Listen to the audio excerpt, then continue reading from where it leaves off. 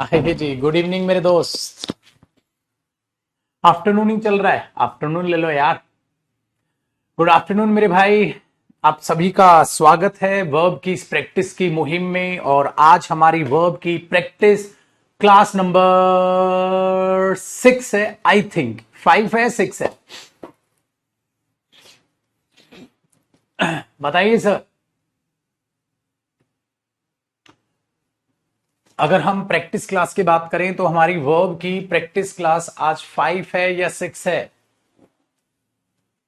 Practice class भाई साहब। Hello मेहरबान कदरदान।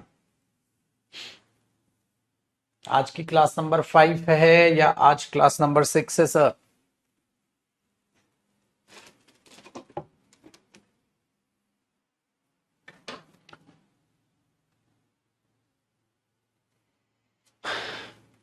फिफ्थ है आज या सिक्स है? फिफ्थ की ज्यादा कमेंट्स हैं तो हम फिफ्थ मान के चलते हैं इसको। पांचवी की ज्यादा कमेंट्स हैं तो क्लास नंबर 5 में आप सभी का प्रैक्टिस में स्वागत है। अपने उस प्यारी सी पीडीएफ को हम करते हैं ओपन और आगे चीजों को समझना कर देते हैं छुटकू मियां तैयार। डाउनलोड्स में आते हैं और देखते हैं जी हमारी नॉन फाइनाइट वर्ब्स मिल गई। ये लो जी, ओपन भी वहीं से हो गया। मुझे बताइए लास्ट क्वेश्चन कहां तक हुआ था? लास्ट क्वेश्चन कौन सा क्वेश्चन नंबर हुआ था?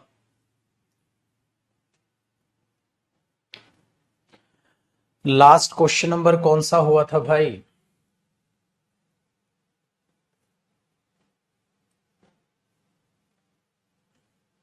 21 से करना है क्या? हाँ जी,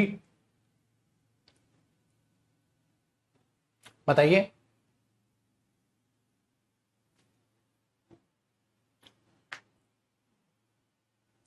25th चिल्ड्रन विजिटिंग, अच्छा 26 से करना है। Okay ji, okay okay okay. So question number 26 पे पधारिए आप लोग और क्वेश्चन नंबर 26, 27, 28, 29 और 30 को टैकल करने की कोशिश करें। फिर मैं आगे बढ़ता हूं। चलिए आ जाइए। हम क्वेश्चन नंबर 26 पे थे तो 26 पे आप लोग सभी आ जाए।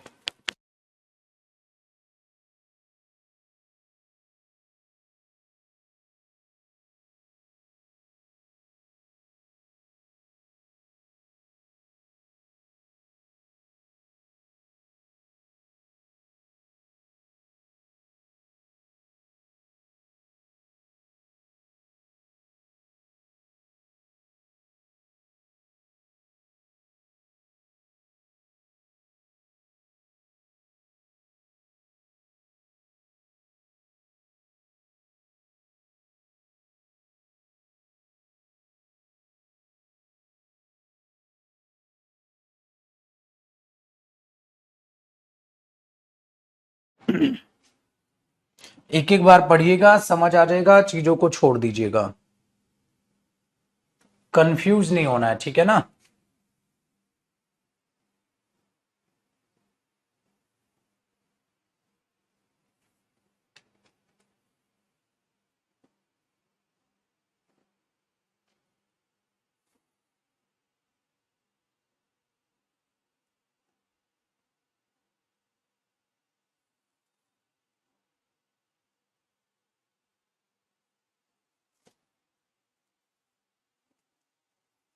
कहता है 26 में Payal was one person who could some how manage. ठीक है, पायल एक कहता है वॉज वन पर्सन, एक पर्सन वो थी, वो इंसान थी जो समहाउ कैसे भी मैनेज कर सकती थी। Somehow manage to work. Working गलत हो जाएगा क्योंकि इन्फिनेटिव बनेंगे तो टू के बाद वर्ब की फर्स्ट फॉर्म ऑफ वर्ब आपको लगाना बेहतर होगा। चलिए जी, that section for such a long time. Next 27 देखिए। हैविंग हर ब्रेकफास्ट फिनिश, ये क्वेश्चन अगर मैं टेक्निकली बोलूं तो रिपीट है। ऐसा क्वेश्चन पहले हुआ। कुछ क्वेश्चंस रिपीटेड होंगे तो उनको मैं फटाफट बताऊंगा आपको। इसमें बना दियर having finished her breakfast. Finished होगा और यहां पर आएगा having finished her breakfast she rushed quickly to the station. Question हो चुका है छुटकू। आगे बढ़ते हैं और बात करते हैं क्वेश्चन नंबर 28 की। 28 में कहता है मेरे दोस्त, the book was so advanced, वो इतनी एडवांस थी किताब, दैट इवन ग्रेजुएट्स, जो ग्रेजुएट्स थे वो भी क्या कर रहे थे, फाउंड इट डिफिकल्ट, उन ग्रेजुएट्स ने भी उसको डिफिकल्ट पाया टू अंडरस्टैंड, समझने के लिए। बताइए जरा, कोई गलती नजर आ रही है या बिल्कुल सही है? वेरी गुड, बिल्कुल करेक्ट है, कहीं कोई भी दिक्कत नजर नहीं आ रही है, परफेक्ट मीनिंग आ रहा है, नो एरर हुआ। जबरदस्ती एरर निकालने की कोशिश मत किया करो मेरे दोस्त, जब आप सारी चीज को देख रहे इतने प्यार से, बुक इतनी एडवांस थी कि इवन ग्रेजुएट्स जो थे फाउंड इट डिफिकल्ट, उनको डिफिकल्ट वो मिली। फाउंड क्या है, कॉम्प्लेक्स ट्रांजिटिव वर्ब, उसके बाद ये ऑब्जेक्ट और उसके बाद ये एडजेक्टिव। डिफिकल्ट क्या थी, अंडरस्टैंड, समझने के लिए। तो मेरे दोस्त बिल्कुल नो एरर हुआ। चलिए क्वेश्चन नंबर 29 को देखते हैं। I can hear the bell ringing, ठीक है, but nobody seems to be coming to opening the door. मैंने आपको कहा था I can hear the bell, hear के साथ जो है आप वर्ब की फर्स्ट फॉर्म प्लस आईएनजी भी लगा सकते हो, रिंग भी लगा सकते हो, लेकिन गलत होता तो यहां टू रिंग होता तो गलत होता। फिलहाल यहां कोई गलती नहीं है, सही है कि मुझे बेल की आवाज आ रही है, बट नो बडी सीम्स, कोई लग नहीं रहा टू बी कमिंग, आ रहा हो, कॉन्टिन्यूस है ना। हाँ, दरवाजा खोलने के लिए, तो टू ओपनिंग नहीं, यहां पर टू ओपन होना था, तो घुमा फिरा के सिर्फ यही एरर है इसमें, टू ओपन होना था। ठीक है, कूल। आगे क्वेश्चन नंबर 30 का जिक्र देखते हैं। I can not afford for buying, देखो खरीदने के लिए अफोर्ड नहीं कर सकते यार, गलत नहीं हो जाएगा, वो एक्शन आपको परफॉर्म करना है। I can not afford for buying, तो जब आप किसी चीज को खरीदना अफोर्ड नहीं कर सकते, तो आपको वो आगे क्या करना है, एक्सप्लेन करना है। तो यार अफोर्ड फॉर तो ऐसे आप बोल रहे हो जैसे कि अफोर्ड के साथ फोर प्रेपोजिशन फिक्स हो और उसके बाद जिरिंड आ रहा हो, नहीं है ऐसा।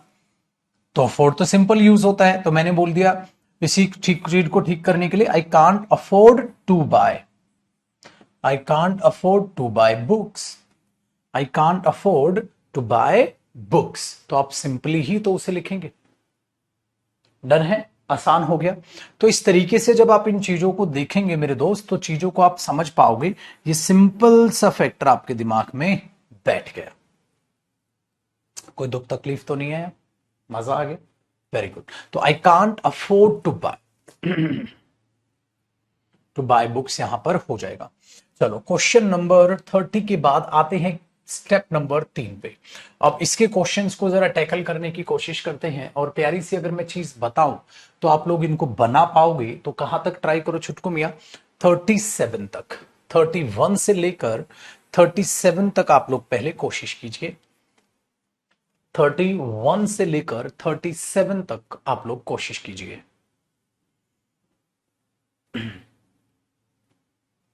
No problem, all clear, so nice of you. चलिए कोशिश कीजिए, फिर आगे बढ़ते हैं।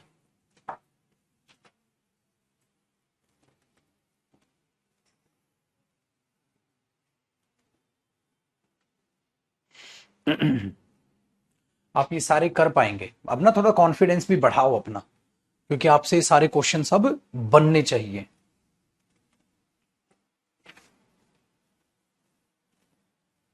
आपसे ये सारे क्वेश्चंस बनने चाहिए टू जेड, क्योंकि असाइनमेंट मैंने बढ़ा दिया।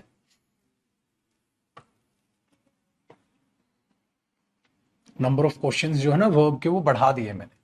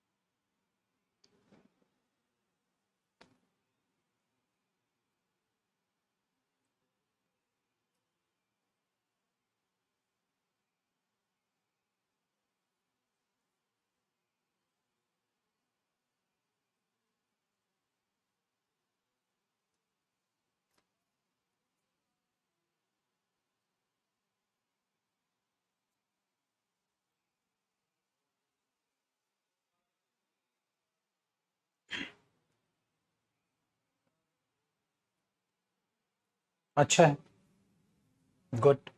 ये बर्निंग एक साथ है, अलग अलग नहीं है, ठीक है ना। चलिए अब मैं कराऊं, कोशिश करते हैं।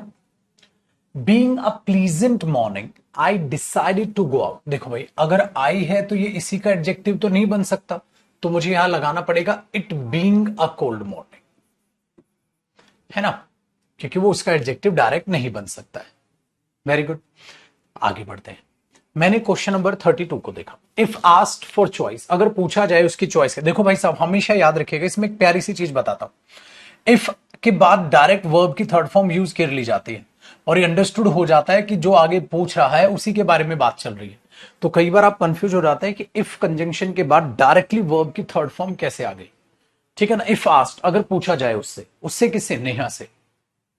इफ आस्क्ड, अगर पूछा जाए नेहा से चॉइस के लिए, तो नेहा ये कहेगी, तो वहां उस अंडरस्टूड सब्जेक्ट को वो कभी वहां नहीं लिखेगा। एक प्यारी सी नई चीज यहां जान लीजिएगा, ठीक है। आगे सुनिए।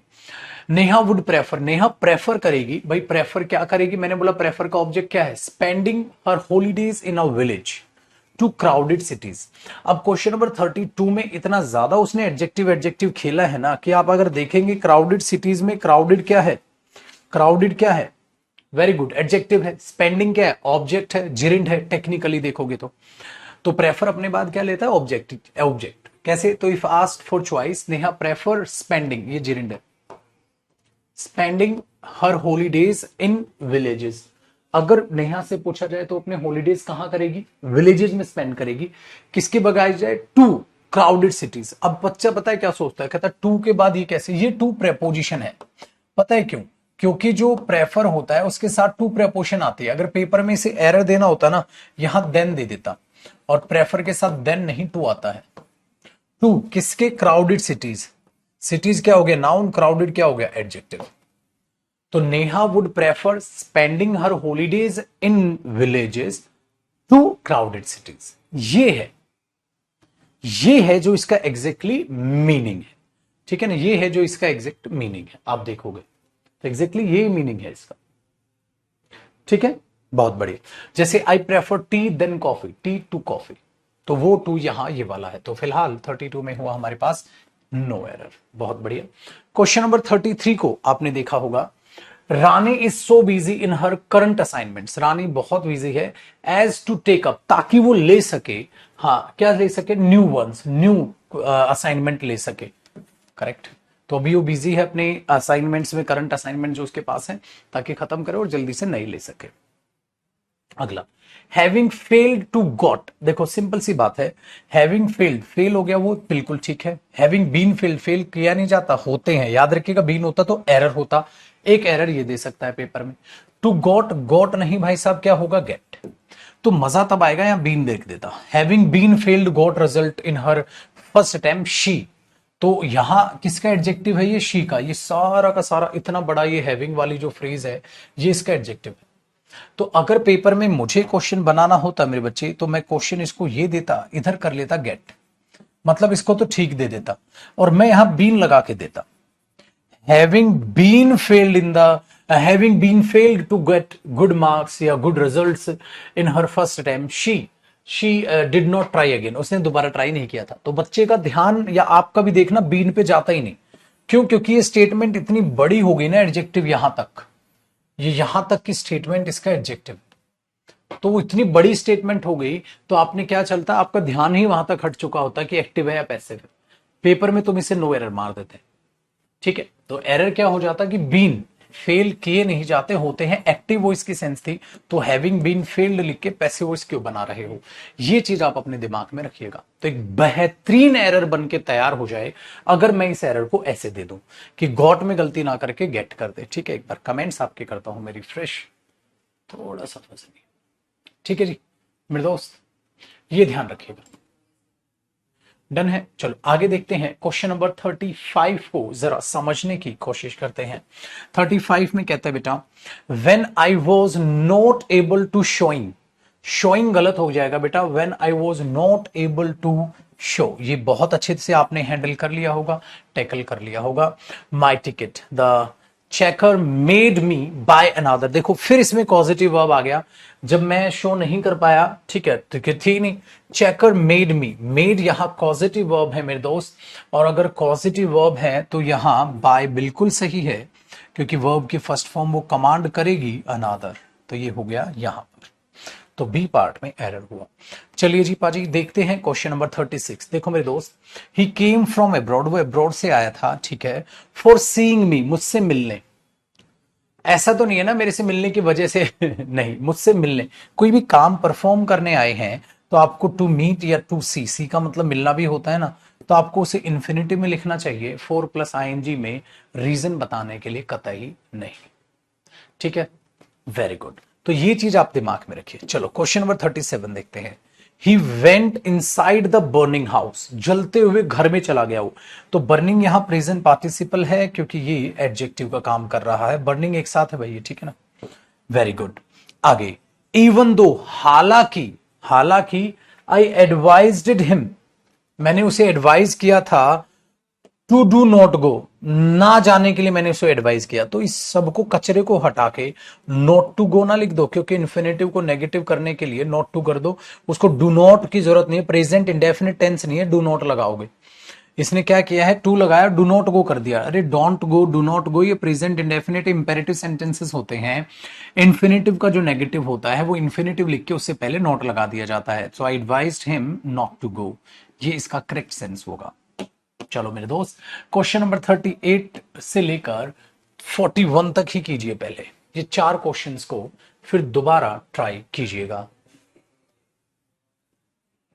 इन चार क्वेश्चंस को फिर दोबारा ट्राई कीजिएगा।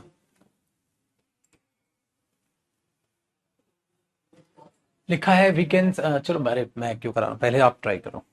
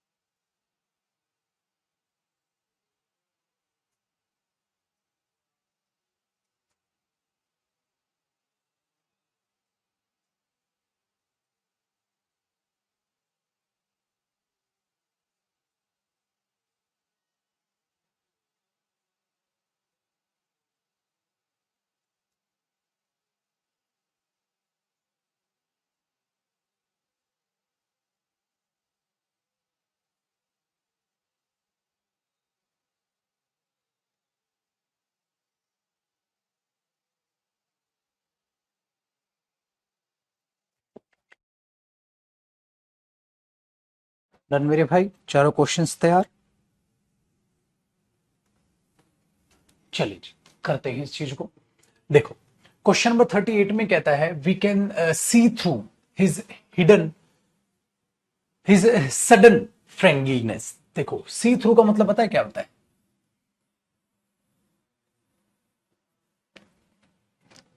किसी की रियल इंटेंशंस को पता कर लेना, सी थ्रू। ठीक है, किसी की रियल इंटेंशंस को पता कर लेना, उसको बोलते हैं हिडन इंटेंशंस को पता करना। सी थ्रू उसके लिए यूज किया जाता है। तो we can see through his sudden friendliness. होता है ना, जब दोस्त नया नया भाईचारा दिखाता है तो आप समझ जाते हो कि उधार मांगने आया होगा। वरना इतने प्यार से काहे बात करेगा भाई, समझ रहे हो ना बिटवा। तो आगे देखो, तो हमने बोला अच्छा भाई साहब, एकदम हम पे वो बंदा एकदम भाईचारा क्यों दिखा रहा है? ही वॉन्ट्स वो चाहता है to look after his dog. वो चाहता है अपने कुत्ते की केयर करना। लुक आफ्टर होता है ना देखभाल करना। वो चाहता है अपने कुत्ते की देखभाल करना व्हेन ही इज अवे, जब वो अवे दूर हो या कहीं गया हो, तो वो चाहता है अपने कुत्ते की देखभाल करना। तो मैंने आपको एक ट्रांजिटिव वर्ब में एक प्यारी सी चीज कराई थी क्या, कि दो सेंटेंसेस का आपस में रिलेट होना बहुत जरूरी है। ये दो सेंटेंस आपस में रिलेट नहीं हो रहे। क्यों नहीं हो रहे? अभी वी का क्या रोल है? वी का क्या रोल है इसमें? आप खुद से सोचो, बताना इसमें वी का क्या रोल है। हमसे वो फ्रेंडलीनेस दिखा रहा है, ठीक है। क्यों दिखा रहा है? क्योंकि वो चाहता है वो अपने कुत्ते की देखभाल करे जब वो यहां ना हो। तो करे, कुत्ते की देखभाल करे ना करे, हम क्या रोल प्ले कर रहे हैं? अरे वो हमें चाहता होगा ना कि हम उसके कुत्ते की देखभाल कर ले, वही तो भाई आपको लग रहा है ही वॉन्ट्स अस नहीं लिखना चाहिए आपको? अस लिखते ही देखो सब ठीक हो जाए। ऐसे कितने सारे क्वेश्चंस कराए भाई मैंने, अस लिखते ही सब सही हो जाए। तो वो क्या चाहता था? वो चाहता था ही वॉन्ट्स अस, वो चाहता है कि हम उसके कुत्ते की देखभाल करें जब वो दूर हो, मतलब जब वो घर पे ना हो तो हम उसके कुत्ते की देखभाल करें। अगर हम ही गायब हो गए तो छुटकू, फिर तो कोई बात ही नहीं।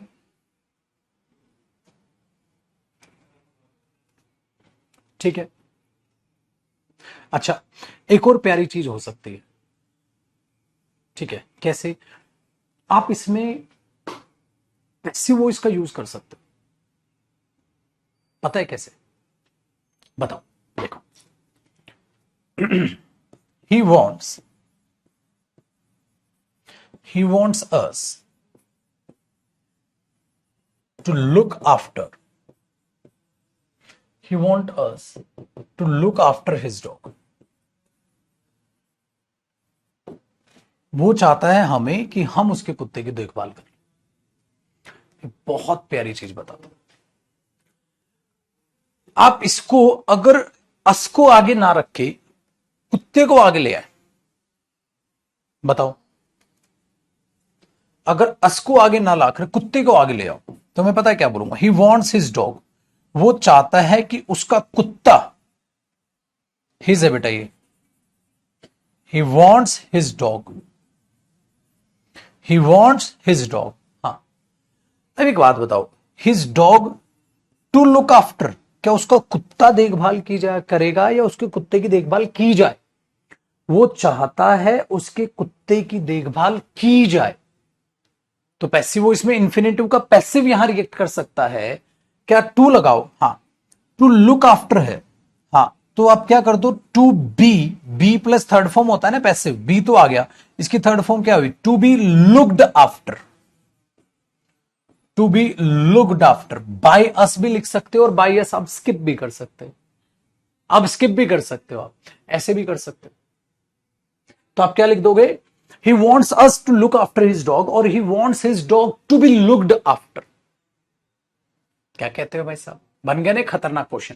ऐसा भी हो सकता है पेपर में, क्या पता मेरे दोस्त वो इसको इंप्रूवमेंट में डाल दे, मतलब यहां से, कहा गया, यहां से इंप्रूवमेंट में डाल दे। तो उसका पैसिव भी ऐसे आप यहां पर तैयार करके बहुत ही बेहतरीन और अच्छा क्वेश्चन यहां पर तैयार हो सकता है। तो he wants his dog to be looked after by us, आप लिख सकते हो of course, he wants his dog to be looked after by us. ये मत सोचना कि आफ्टर और बाय दो दो प्रेपोजिशन एक साथ, भाई लुक आफ्टर फ्रेजल वर्ब है, एक साथ है, और ये बाय डूअर के लिए आई है एक साथ, तो दो दो प्रेपोजिशन एक साथ दिख सकते हैं, कोई प्रॉब्लम नहीं है, उनका अपना अपना मकसद है वहां आने का। ठीक है, इसको आप चाहो कॉपी करना तो कॉपी भी कर सकते हो। अच्छा क्वेश्चन था, मैं कमेंट रिफ्रेश कर लेता हूं।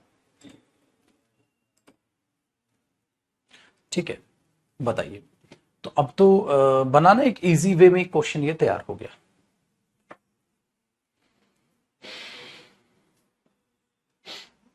है ना, जैसे ये चीज मैंने आपको प्रेजेंट सब्जेक्टिव मूड में ही बताई थी। अगर टू प्लस फर्स्ट फॉर्म है तो उसका passive voice be plus third form होता है, बस टू लगना है पार्टिकल। कूल, खल्लास, मस्त। प्रेजेंट सब्जेक्टिव मूड में भी कहा था ना मैंने आपको।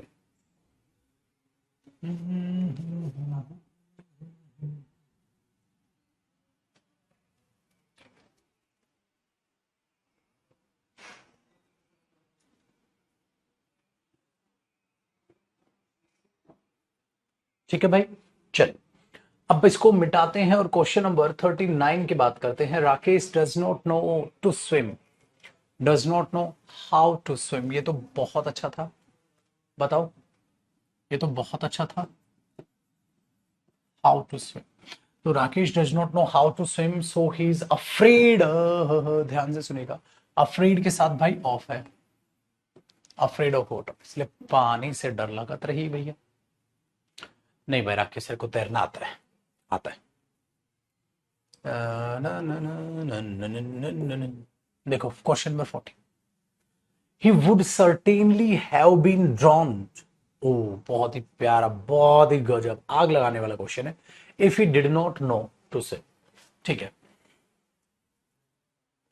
बताओ जी। क्वेश्चन नंबर 40, आग लगाना वर्ल्ड कलर, ये आसान हो गया। ही डिड नॉट नो तो डूब गया होता, है ना, ये कहने की कोशिश कर रहे हो। Very good, did not know how to swim.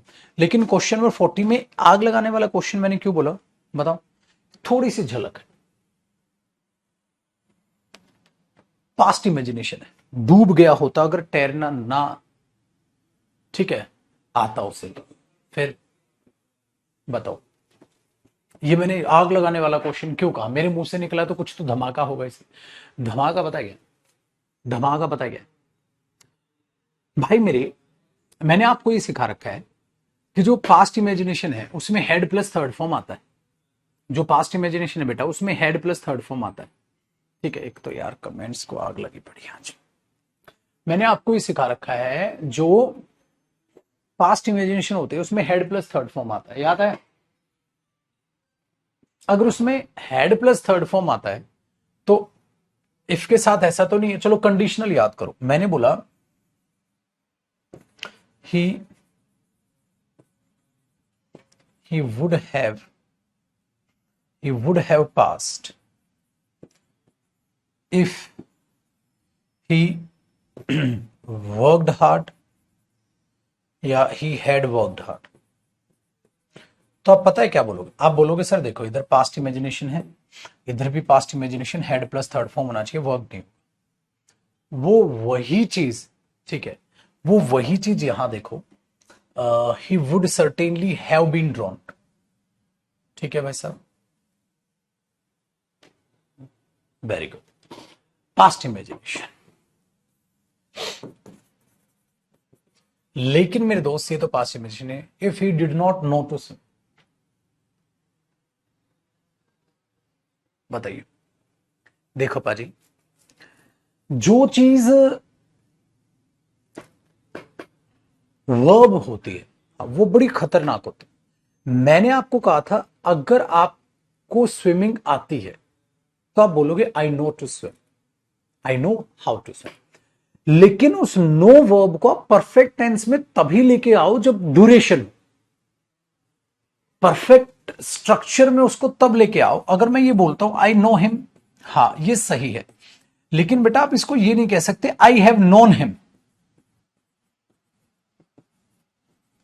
ठीक है, नॉन हिम नहीं कह सकते आप। हाँ ये तब कह सकते हो अगर ये हो जाए I have non him for 2 years, मैंने उसे 2 साल से जाना, 2 साल हो गए तो तीसरा चालू है। हाँ अब ये सेंटेंस भी सही है, आई नो हिम ये भी सही है, मैं उसे जान चुका हूं ये गलत है बेटा। खाली परफेक्ट में नो वर्ब नहीं आ सकती अगर वो किसी को जानने से रिलेटेड है तो। अगर वो किसी को जानने से रिलेटेड, वो प्रोसेस नॉन एक्शन वर्ब को दिखा रही हो, परफेक्ट में आ जाएगी। नो का अलग मीनिंग आ, जैसे आई हैव नोन द ट्रूथ, मुझे सच्चाई मालूम हो चुकी है। ठीक है, वहां नो कुछ अलग दिखा रही। तो जो जब नो शब्द, नो वर्ब टेक्निकली एक नॉन एक्शन प्रोसेस को डिफाइन करता है, तो we can not use that particular verb in case of perfect tense because it is not an action verb. And of course, an action verb can be used in perfect tense. I'm not saying non cannot be used in perfect sense. You can use it if for duration is there, or you can use it if the meaning has been changed. Just like I have known the truth. मुझे सच्चाई मालूम हो चुकी है. You can use this particular statement, but here non आप कह सकते हैं उस non का जो meaning है ना, the meaning of no verb is different. वो meaning different है. ठीक है, तो ये टेंस टॉपिक में मैंने आपको पढ़ाया था। तो वही चीज आप यहां अप्लाई करेंगे तो आपको he had not known how to swim नहीं करना गलत हो जाएगा। अगर मुझे स्विमिंग आती है तो मैं बोल दूंगा I know how to swim. There is no requirement to say कि मैं ये बोल दूं I have known how to swim. कभी बोला है किसी ने? आप क्या बोलोगे? I know how to swim. ठीक है, I know how to swim. आप बोलोगे I know him, I know him, I know swimming, ऐसा बोल के चल लो आप भले। I know him, I know swimming, I know Mohan, I know swimming, I have known swimming या I have known to how to swim, I have known how to swim नहीं होगा। तो उस वर्ब में हम फंस गए कि हम उसका परफेक्ट स्ट्रक्चर चाहकर भी नहीं तैयार कर सकते। Although we have to use here the perfect structure to represent that is the past imagination case, this is the case of past imagination, but we are bound, we cannot do it. We cannot do it. If you can't go for it, then only one thing that can be used there, did format can be used. That means the past indefinite tense. Basically, this is not tense. I'm not saying this is the tense, but you can use past indefinite structure there. That means did not plus first form of verb can be used. Second form verb can be used. I knew him. I knew him. I knew him means what, मैं जानता था उसको। मतलब वो जो बंदा आया था जो तेरे को खाने के लिए पूछ रहा था, डू यू नो हिम? आपने बोला yes yes I knew him, that's why he was ready to help me. जानता था मैं उसे, इसलिए वो मेरी मदद करने के लिए तैयार था। So second form of verb can be used. That means indefinite structure can be used, we can not use perfect structure in case of non sense. So that is the reason, guys, we have to use did plus first form of verb, and the only error is how to. There is no requirement to say had plus non. वो structure हम यहां चाहकर भी apply नहीं कर पाए because we know how to use the past imagination case. Had plus third form should be there, but we are bound, we can not do it. कर ही नहीं सकते, हम बाउंड है यहां पर। नहीं कर सकते तो छोड़ो उसको ऐसा ही। इसलिए मैंने बोला क्वेश्चन आग लगा देने वाला क्वेश्चन। ठीक है, चलो इसको कॉपी करना चाहो तो कहीं कॉपी कर सकते हो as a hint if you like.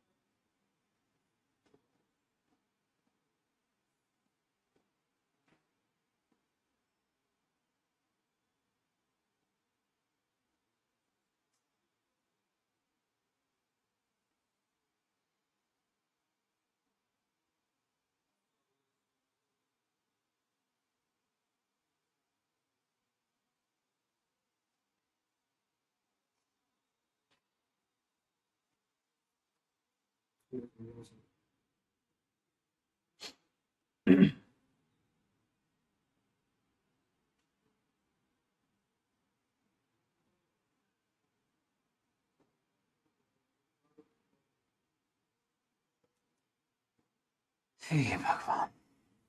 ठीक है जी,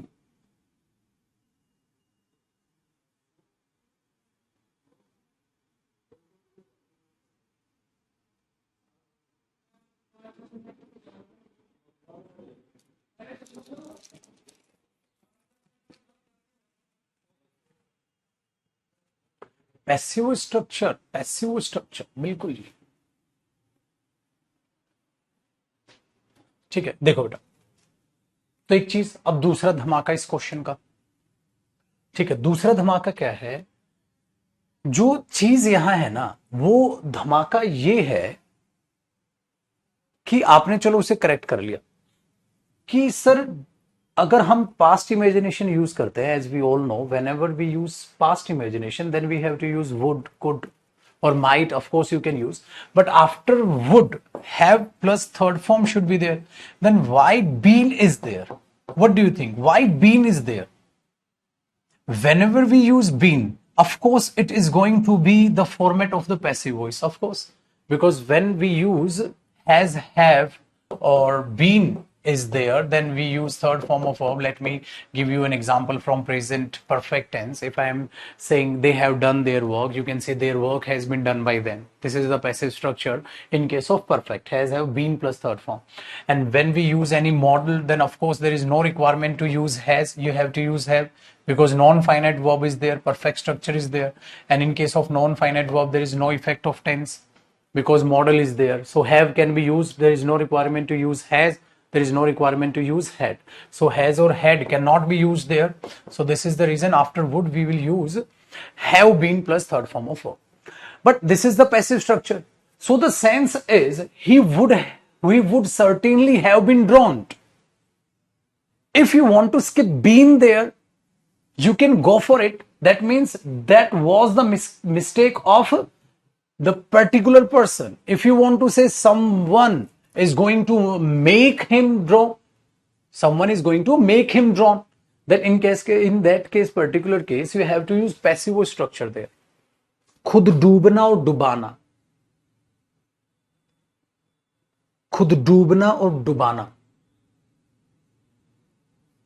There are two type of process, खुद डूबना और डुबाना. तो उसको डुबा दिया जाता है और डूबा हुआ बन चुका होता अगर ऐसा ना हो, ठीक है, और डूब जाता. सो ये टू वे प्रोसेस है and both are correct. Clear होगा ना, both are correct. He was dead और you can see he was murdered. तो डेड वहां as an adjective role play कर सकता है और मर्डर्ड वहां पर पैसिव स्ट्रक्चर में यूज कर सकते हैं. सो दोनों को थोड़ा सा कॉम्बिनेशन में आप लेके चलेंगे, ठीक है. तो ये चीज जब आप सेंटेंस की सेंस पकड़ते हो ना, you have to try to understand the meaning, the context, the flavor of the sentence. वहां से आपको पता चलता है कि वो पैसिव वॉइस में बात कर रहा है, वो एक्टिव में बात कर रहा है. और ये चीजें बहुत कमाल की हैं, बहुत गजब की हैं, पेपर में पूछी जाएंगी, ठीक है ना, ये ध्यान रखिएगा. तो वो जो बीन का जो स्ट्रक्चर लगाने की क्वेश्चन नंबर 40 में कोशिश की है ना, उसमें वो कोशिश उसके इस तरीके से है जो मैंने आपको भी बोली.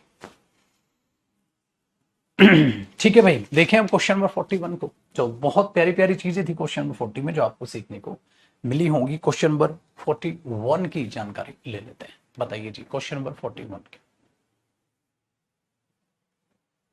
The king did not mind for putting. मैंने आपको कहा था माइंड के बाद जो जिरिंड है वो डायरेक्टली उसका ऑब्जेक्ट बन सकता है.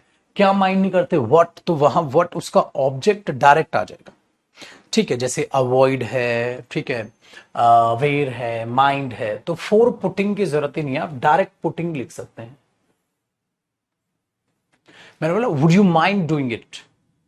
Most of the time we always use would with mind verb because mind you are ready to know about the willingness of somebody, and to know about the willingness we always try to use would model. We avoid using infinitive. हम infinitive भी use करना avoid करते हैं वहां पर और direct बोल देते हैं. हम ज्यादातर वुड का भी यूज कर लेते हैं ना. Would you mind doing it for me.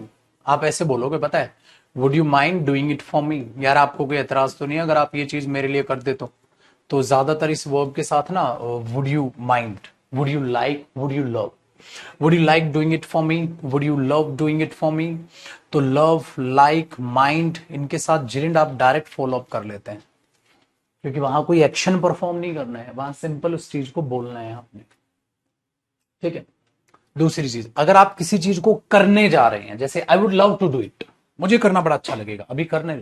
अगर आप बोलो आई लव डूइंग इट, मुझे करना बड़ा प्यारा लगता है. आई लव वॉचिंग मूवीज, मुझे मूवीज देखना बहुत अच्छा लगता है, ठीक है. और मैं कोई मूवी देख रहा हूं, मैंने आपसे पूछा would you like to watch this movie, आपने बोला I would love to watch this movie. वो अभी की बात कर रहे हो आप कि ऐसा करना मैं पसंद करूंगा, तो एक्शन पर फोकस है. यहां पर आप बोलते हो ऐसा क्या, एक नॉर्मल प्रोसेस की तरह ट्रीट करते हो. आई लव वॉचिंग मूवीज, मुझे बड़ा अच्छा लगता है फिल्में देखना. अरे अभी की बात कर रहे हो, यार मुझे तो बड़ा अच्छा लगेगा ये मैं मूवी देखूं, मतलब एक्शन परफॉर्म करूं, तो उस केस में आप इन्फिनेटिव लगाते हैं। तो ये चीज है, क्योंकि कई बार बच्चा ना रट लेता है, लाइक के साथ ये भी आता है ये भी आता है, ऐसे तो फंस जाओगे। लाइक के साथ टू प्लस फर्स्ट फॉर्म यानी कि इन्फिनेटिव भी आता है और जिरेंड भी आता है, उसमें थोड़ा सा डिफरेंस होता है। वो डिफरेंस मैंने आपको बताने की भी कोशिश की है। The king did not mind putting the old people to death, कहता बूढ़े लोगों को मार दो because he was young himself, खुद में वो जवान था, कहता बूढ़े जी के क्या करेंगे, उड़ा दो, निपटा दो। तो वो चीज है। तो माइंड पुटिंग से मतलब ये नहीं है कि बेटा वो एक बार की बात हो रही है, वो ये नहीं कह रहा कि एक बार अभी मारना है, वो प्रोसेस बता रहा है कि उसको मारने से कोई एतराज नहीं था। ठीक है, ये ध्यान रखिएगा। चलिए अब 42 की बात करते हैं। 42 में आपके पास लिखा है Jaya does not know how to swim, that's very easy, अब तो कुछ पंगा ही नहीं है यार इसमें। 43 टेकन इनटू, ये क्वेश्चन रिपीटेड है, यहां हैविंग टेकन कर लो, क्वेश्चन नंबर 1 शायद हमारा यही था, या आफ्टर टेकिंग कर लो, रिपीटेड क्वेश्चन है बॉस। बिफोर ही बिकमिंग, यार बिफोर ही बिकमिंग ये लिखा है, before he becoming chief pilot in, ठीक है भाई साहब, बट ये ही दोबारा भी आया हुआ है, तो ये एडजेक्टिव है, तो आपको यहां ही लिखने की जरूरत ही क्या है, इसको हटा दो मेरे दोस्त। Before preposition and after that particular preposition this is gerund, तो जरूरत ही क्या है, ही सुपरफ्लूअस केस हो गया। दो दो बार आपको सब्जेक्ट रिपीट करने की जरूरत नहीं है। आगे समझते हैं मेरे दोस्त, question number 45, the great danger to ships, ठीक है, enter the harbour is from strong stream, strong currents वगैरह जो भी लिखा है, बताइए जी।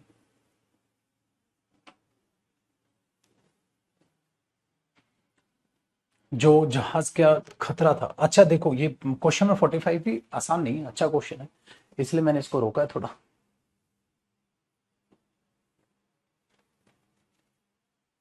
The great danger to ships,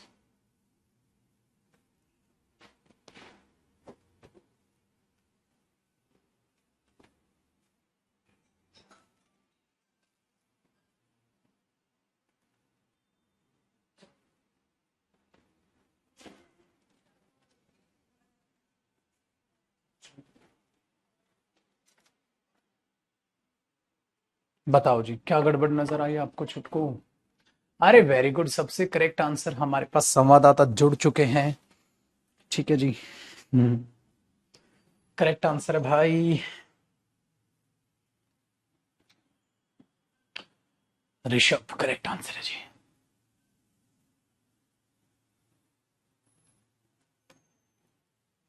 देखो ये कह रहा है जो जहाज हैं the great danger to ships, उन जहाजों को खतरा है, इज फ्रॉम, तो बात पता है क्या, 2 सेकंड के लिए इसको हटा दो, 2 सेकंड के लिए इसको हटा दो, ठीक है,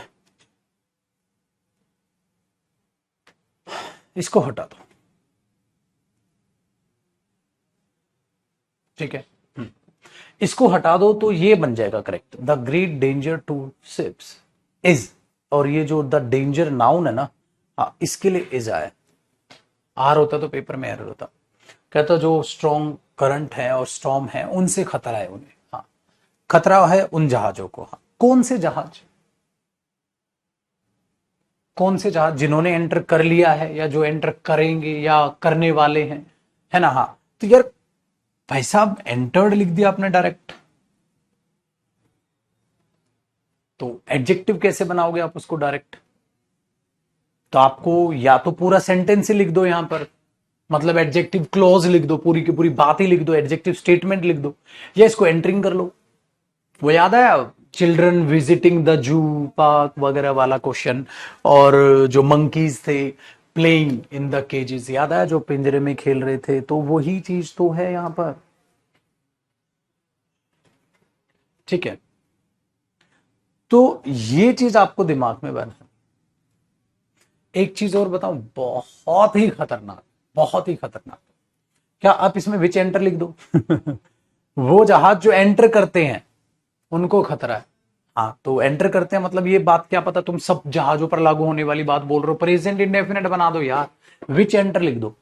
जो खतरा है बहुत बड़ा उन जहाजों के लिए जो एंटर करते हैं, मैं बोलूं यार जो खतरा है उन बच्चों के लिए जो दिल्ली में पढ़ते हैं, वो ये है कि वो बिगड़ भी सकते हैं, तो सभी के लिए बात करो ना, तो आप यहां विच एंटर भी लिख सकते हो, मतलब यहाँ विच एंटर लिखते ही वो पूरी की पूरी एडजेक्टिव स्टेटमेंट बन जाएगी, बट घूम फिर के ये तो गलत ही रहा है यार, इसकी तो सेंस नहीं आ रही ना, है ना। ये चीज आप यहां पर ले सकते हैं। तो बहुत ही प्यारा क्वेश्चन था, क्वेश्चन नंबर 45। आप समझ गए कि गड़बड़ यहाँ, इसको इंप्रूवमेंट करने के तो अपने अपने तरीके हो सकते हैं, लैंग्वेज आप उसमें कैसे बोलने की कोशिश करेंगे। बताओ जी महाराज, कोई भी समस्या? चलिए जी, मुलाकात करते हैं फिर आपसे अगली क्लास में। आज के लिए इतना ही, धन्यवाद, शुक्रिया। और करो यार, मेहनत करते रहो, जितना पढ़ोगे जितनी मेहनत करोगे, अच्छे अच्छे प्यारे प्यारे क्वेश्चन है। और पिक्चर अभी बाकी है मेरे दोस्त। अच्छा टॉपिक है, यूं ही प्रैक्टिस करने में मजा आ रहा है, करते रहेंगे यार। अभी जितने क्वेश्चंस मैंने मेहनत की है तुम्हारे लिए छाट छटाई में, तो उतनी तो वसूल है यार। ठीक है, चलो नेक्स्ट क्लास में मुलाकात करते हैं और चीज़ों को आगे लेकर बढ़ेंगे। तब तक के लिए बाय बाय, टेक केयर, खुश रहें, आबाद रहें, मस्त मौला रहें। बाय बेटा।